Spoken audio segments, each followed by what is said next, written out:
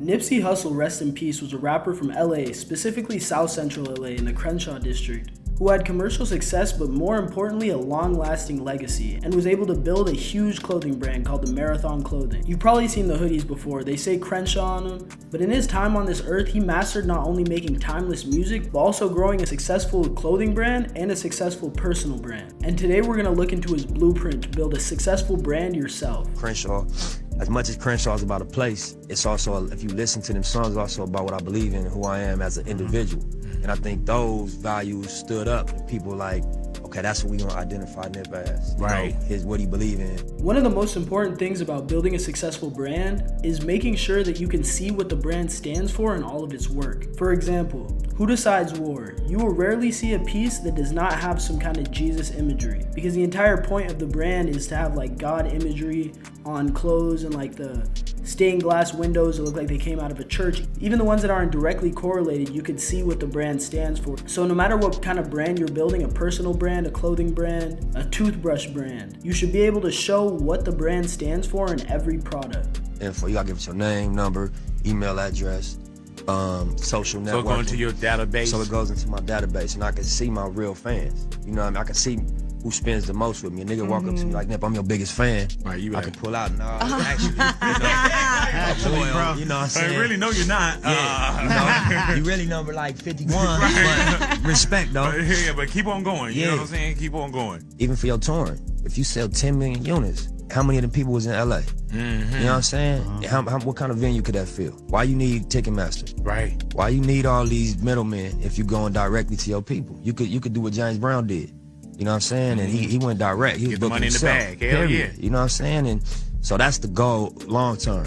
It's also important to know your core following so you know what they want. When you do this, you can make content specific to that demographic and sell directly to them without any middlemen necessary, because middlemen will take money out of your pockets. And if you could cut them out by knowing your following and connecting with them directly, you're in the money and can save yourself a lot of unnecessary steps and headaches. And on the second chapter, it was an example of this Philadelphia cheesesteak that a store in Philly, a restaurant in Philly, they decided they wanted to make the world's first $100 cheesesteak. And it offended a lot of people because normally they cost $4 and they just used to getting them for that price. But by the fact that he set the price at $100 more than anything, it started conversation up. And then he had people like real influential that was like, why is this cheesesteak $100? Let me go check that out. And he ended up on Oprah, he ended up on David Letterman. And I just got the concept from that. I'm like, yeah, I put the book down. By utilizing good branding and moving differently than other brands in your sector, you set yourself apart. And when you do that, you can charge whatever price you want. Because when Louis V drops a t-shirt, you don't expect it to be $100. When Supreme drops a t-shirt, you expect it to be $50. But Louis V holds himself to a different standard. The only difference between a Louis V t-shirt and a Supreme t-shirt, aside from the quality difference, because there isn't much, is the price. And because Louis V holds himself to such a standard that they charge $500 a t-shirt, people will pay it. See, if you create a brand with good branding that holds himself to that high standard, you will get those customers that are willing to pay that high price, especially if it's reflected in the quality of the product. I think you just gotta know what you stand for and know what you represent, know what's true to you.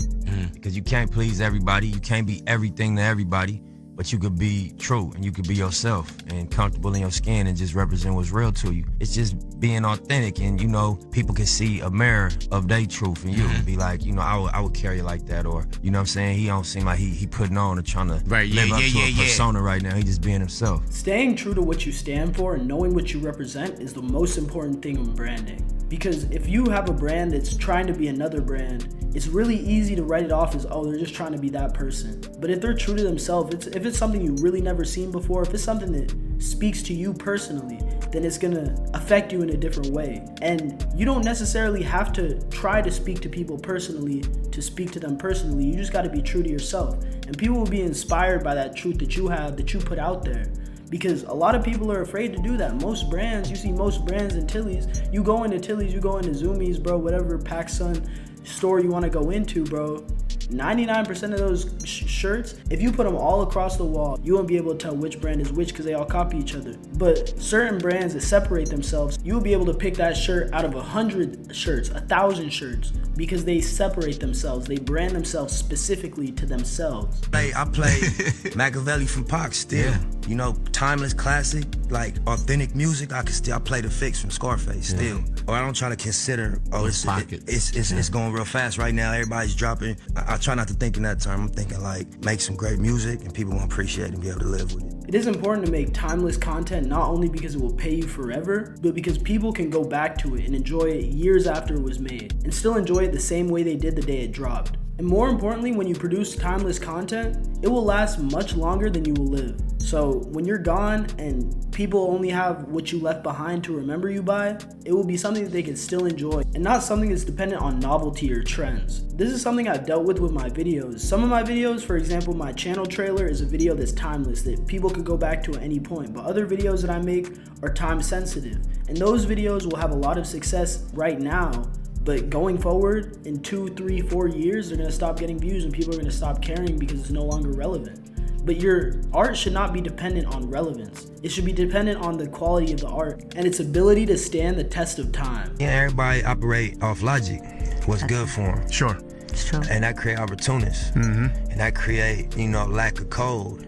And you see all type of weirdo shit going on, because everybody operating off logic. This a good move, this a good look. It's a good look for me. Yeah, but it's codes and it's rules. And that's where the heart gonna stop you. That's right. From doing goofy shit and doing, disloyal and just playing yourself for the opportunity. Yeah, you know what I'm saying? For an opportunity that can just fade away. You're gonna consume the opportunity and then it's gonna be done and you're gonna have on your record that the way you got to the opportunity was fraud.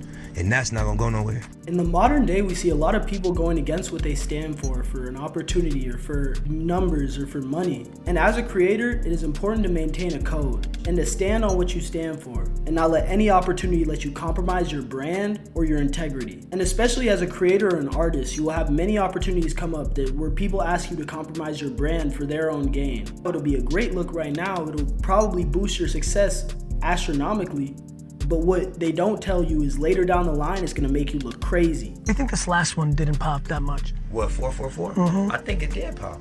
Sales-wise, they're saying, culturally it felt like it popped. Yeah, I think that's the only success to me. I don't count them other metrics. I think that's the bar to me. Trading culture. That's it. This last one's a big one for me, because especially when you're making art, the numbers really don't matter. Think about the difference of legacy from an artist like Nipsey after he died and an artist like Pop Smoke. For example, Nipsey left behind timeless content that gave real game that people could use to become successful and just enrich their life in general, real value, compared to a Pop Smoke who made unforgettable party hits that we'll probably still hear to this day and had great commercial success, but didn't offer the same value that other artists did in their music and still do.